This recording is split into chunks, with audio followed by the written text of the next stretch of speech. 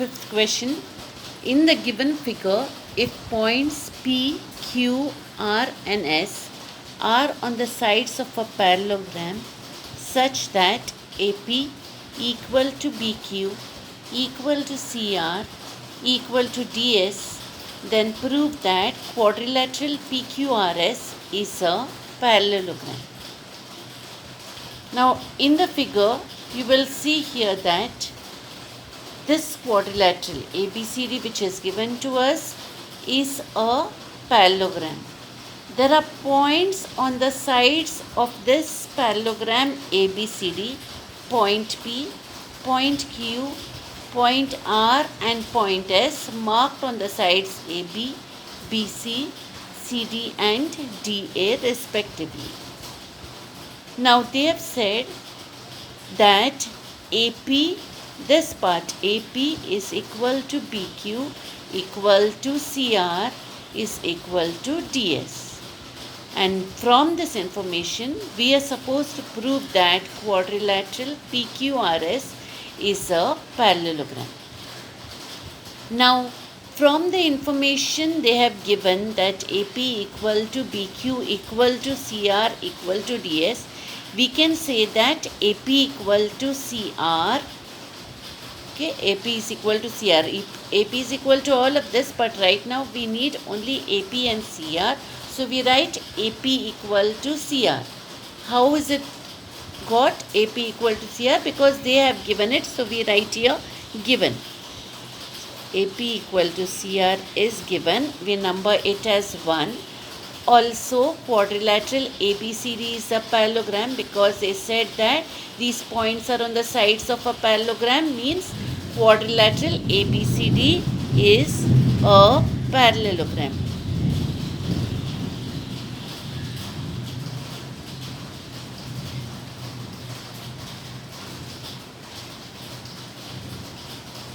If ABCD is a parallelogram, then the opposite sides have to be congruent. Now we'll take this pair of opposite sides, that is AB and CD. So AB is equal to CD. The reason is they are the opposite sides of a parallelogram. So we'll write opposite sides of a parallelogram.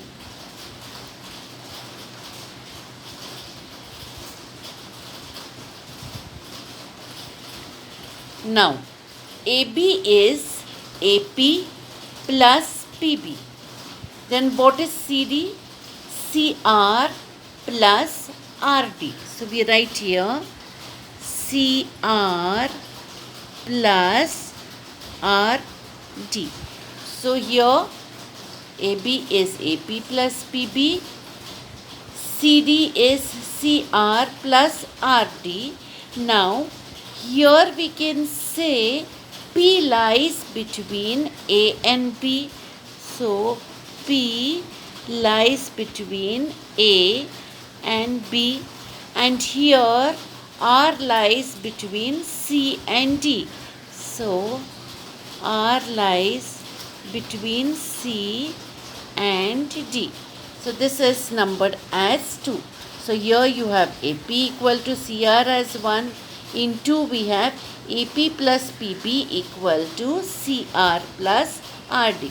Now if AP is equal to CR, then we don't have to consider this AP and CR. What will be left? Only PB and RD. Therefore, from 1 and 2 we can say that PP is equal to RD and number this as 3. Now look at this whole parallelogram ABCD. Angle ABC is congruent to the opposite angle. The opposite angle is ADC. So angle ABC is congruent to angle ADC. What is the reason? Because they are opposite angles of a parallelogram. Now we'll rename this angle ABC as angle PBQ. Okay. So I write here PBQ PBQ. We notice that angle PBQ is same as angle ABC. Same way we said angle ABC is congruent to angle ADC. We are renaming now angle ADC as angle SDR. So I write here angle SDR. Now how is it possible to rename these angles? Because P lies between A and B, that is here. Q lies between B and C, that is here. R lies between C and D, that is written here. And S lies between A and D. So because of this, we can rename the angles like this. Once we have got all this, whatever we need, okay, we have numbered this angles which were congruent also as 4. Once we have got what we need, now we consider these two triangles, triangle PBQ and triangle RDS. So in triangle PBQ and triangle RDS, what do we have? First of all, segment BQ is congruent to segment SD. Now how did I write this? That was given here. You can see BQ is equal to DS. So I can write here segment BQ congruent to segment SD, that is given. Now also we have that segment PB is congruent to segment RD. I have written here segment PB congruent to segment RD. From where did I get this? You will see here after proving this, we have numbered this as 3. PB is equal to RD. So segment PB congruent to segment RD from 3. Further, we also have one pair of angles which are congruent, which I had numbered it 4. Which is that pair of angles? Angle PBQ and angle SDR. So I write angle PBQ is congruent to angle SDR. From where? From 4. So we write from 4. Now let us mark the sides and angle which we have just written. We said segment BQ congruent to segment SD. I mark it with one line. Then I said segment PB congruent to segment RD. Mark it with 2 lines. Also I said angle PBQ is congruent to angle SDR. So I mark it like this. So if you now look at these two triangles, we can say that they are congruent by the SAS test.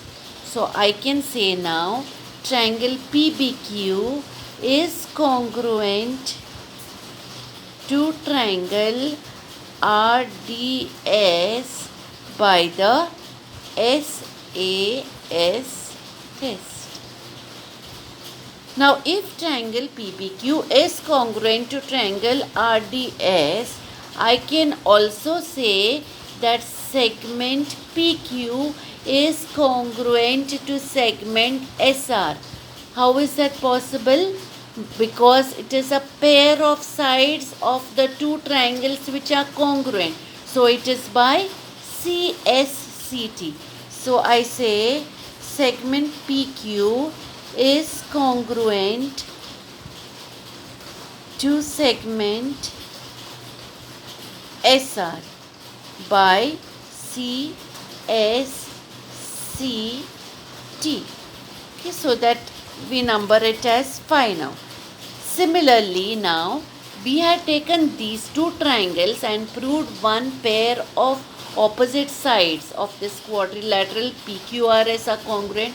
Now if I take the other two triangles, similarly by taking triangle PAS and triangle RCQ.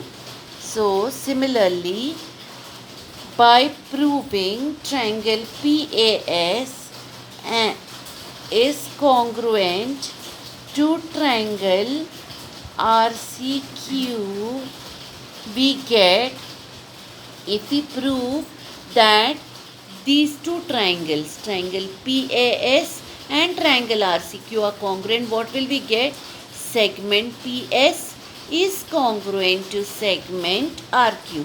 So I'll write here segment PS is congruent to segment RQ. So now if I take these two equalities which I have got from 5 and 6. So now in quadrilateral PQRS, what is 5 saying? Segment PQ is congruent to segment SR. And what is 6 saying? Segment PS is congruent to segment RQ. That means both the pairs of opposite sides are congruent. Therefore, quadrilateral PQRS is a parallelogram. Now, how can we conclude it is a parallelogram? It is using one of the tests of the parallelogram where both the pairs of opposite sides are congruent. Which is the test? It states that a quadrilateral is a parallelogram if its opposite sides are congruent.